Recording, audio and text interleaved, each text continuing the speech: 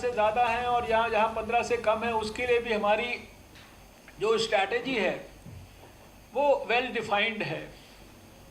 इसलिए हम शायद पिछले काफ़ी समय से, आज भले ही कोई स्थानों पर केसेस के नंबर बढ़ रहे हों, लेकिन हम इस बीमारी को कंट्रोल करने के लिए एकदम बेहतर स्थिति में हैं। इसलिए सबसे पहला तो मेरा आप सबसे ये अनुरोध है कि अपने कॉन्फिडेंस को बनाए रखें और जो कंटेनमेंट की, सर्वेलेंस की स्ट्रैटेजीज़ हैं उसको बहुत मेटिकुलस तरीके से हम उसको बहुत गंभीरता से उनको फॉलो करें। सभी स्वास्थ्य मंत्रियों से भी हमारा अनुरोध है कि वो उसको स्वयं मॉनिटर बहुत डिटेल में करें।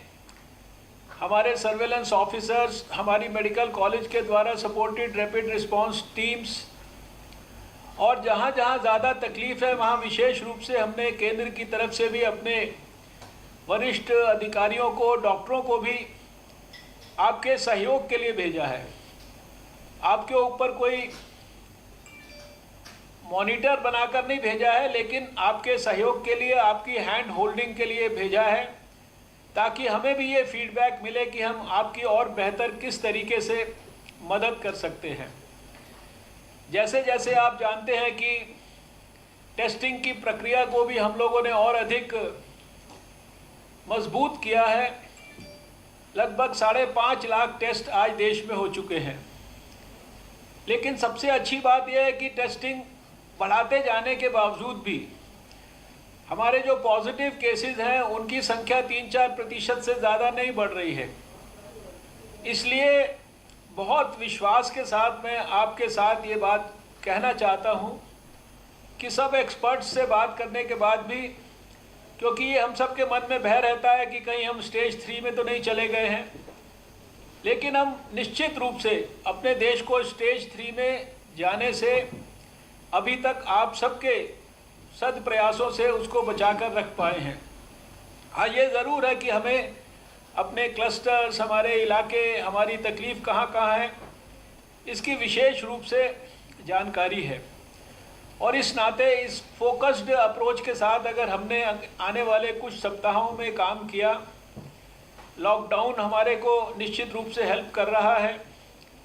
लॉकडाउन के बारे में कुछ स्थानों पर लॉकडाउन में रिलैक्सेशंस दी गई हैं, लेकिन मेरा स्वास्थ्य मंत्रियों से विशेष रूप से ये अनुरोध है कि आप लॉकडाउन की गाइडलाइंस को और लॉकडाउन के रिलैक्सेशन के कारण हमारे को कहीं पर नुकसान तो नहीं हो रहा है, उसको स्वयं व्यक्तिगत तौर पर मॉनिटर करिए और अपने अपने स्टेट की लीडरशिप को उसके संदर्भ में आप गाइड करिए।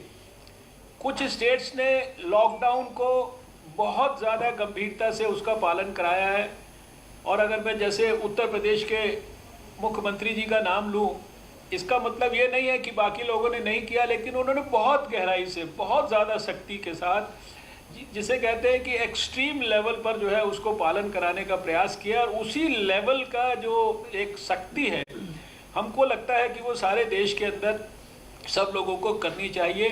तो आपके स्टेट्स में जहाँ जहाँ इसकी कमी है उसको आप पूरा करें। अभी 350 के करीब हम लोगों ने देश में लैब्स स्थापित कर दी हैं, प्राइवेट और सरकारी मिलाकर। ये अपने आप में एक बहुत बड़ी अचीवमेंट है हमारे भारत के लिए। आप जानते हैं कि एक लैब से हम लोगों ने अपनी यात्रा शुरू की थी। अभी इस समय हमारे सारे देश में और विशेषकर स्टेट्स का भी एक कंसर्न है। एक एंटीबॉडी टेस्ट के संदर्भ में एक जो है बहुत बड़ी डिबेट चल रही है। मैं इसके बारे में इतना ये ज़रूर कहना चाहता हूँ कि जिस प्रकार से ये 3 या 4 महीने इस वायरस की आयु है, और इस वायरस के संदर्भ में बहुत सारी नई नई जो रिसर्चेज, डेवलपमेंट्स जो है वो होती हैं।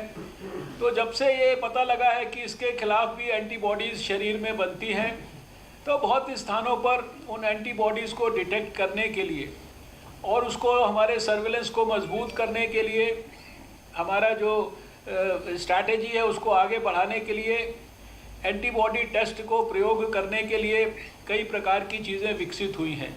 कई देशों ने उनको थोड़ा बहुत इस्तेमाल किया है, लेकिन अभी जैसे एक सरकार की जिम्मेदारी होती है कि कोई भी नई चीज़ व्यवस्था में आती है तो वो उसका मैक्सिमम लाभ अपने समाज को देना चाहती है, वही सोच हम लोगों की भी रही है।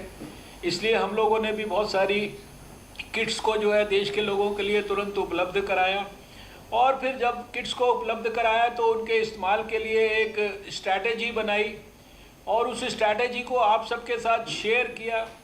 आपको सबको कहा कि इनको हॉट स्पॉट्स के अंदर इन किट्स का इस्तेमाल करना है, इन एंटीबॉडी टेस्ट को वहाँ पर इस्तेमाल करना है।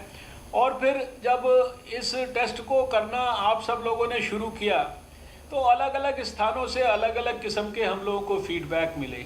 किसी स्थान ने हमारे को ये फीडबैक दिया कि इसके अंदर हमें 5% की सफलता मिल रही है, तो दूसरे स्थान पे 71% की भी बात आई, कहीं पर 30% की बात आई। यानी एक प्रकार से एंटीबॉडी टेस्ट या उसकी जो किट है जिसका इस्तेमाल हम कर रहे हैं उसकी कितनी उपयोगिता है, इसके बारे में प्रश्न चिन्ह खड़े हुए। और जैसे ही ये प्रश्न चिन्ह खड़े हुए हमने तुरंत इस विषय को संज्ञान में लेकर उसको तुरंत देश को रोकने के लिए कहा।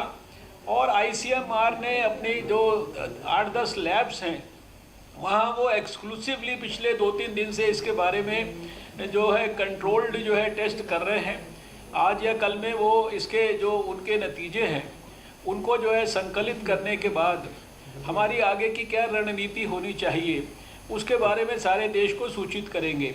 क्योंकि अगर तो कोई चीज़ किट की खराबी के कारण है तो निश्चित रूप से मैं आपको विश्वास के साथ कहना चाहता हूं कि चाहे किट चाइना की हो चाहे कहीं की भी हो, वो किट को तुरंत वापस किया जाएगा। हमने अभी इन किट्स के पैसे भी नहीं विदेश में जो है दिए हैं, और उसके बदले अगर ये किट्स की उपयोगिता है तो उसके बदले दूसरी किट्स ली जाएंगी।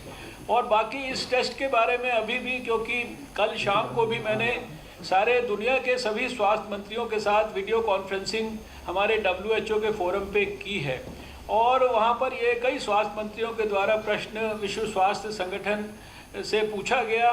और विश्व स्वास्थ्य संगठन का भी अभी तक भी इसके बारे में, टेस्ट के बारे में वो नॉन कॉमिटल है। उनका ये कहना है कि इसको रिसर्च पर्पस से, इसको एपिडेमियोलॉजिकल सर्वे के एंगल से इस टेस्ट को निश्चित रूप से किया जा सकता है, लेकिन अभी उसके बारे में वो भी एक डिटेल्ड अपनी गाइडलाइंस जो है वो प्रस्तावित उनकी है, वो उसको रिलीज़ करने वाले हैं।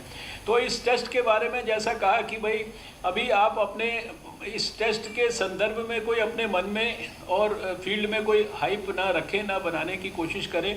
जैसे ICMR की गाइडलाइन आपको नेक्स्ट मिलती है उसके संदर्भ में आप उसके बारे में आगे बढ़ें।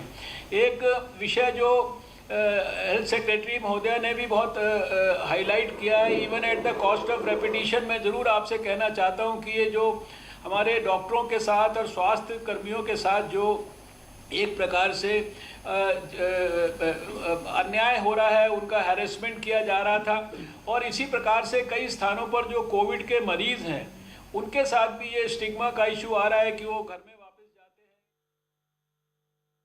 तो देश के स्वास्थ्य मंत्री हर्षवर्धन को आप सुन रहे थे, जिन्होंने कहा कि रैपिड टेस्टिंग पर फिलहाल रोक लगाई गई है। साथ ही उन्होंने ये भी कहा है कि 350 लैब पर लगातार कोरोना वायरस को लेकर जांच की जा रही है, आगे प्रोसेस बढ़ रहा है। इसके अलावा जो सबसे जिम्मेदार उनके शब्द थे वो ये कि देश की जनता को संयम रखना चाहिए, क्योंकि संयम अगर रखेंगे तो हम इस लड़ाई को बेहतर तरीके से लड़ पाएंगे और संयम के जरिए ही आगे मजबूती से हम कोरोना वायरस से जुड़ी हुई चुनौतियों का सामना कर पाएंगे।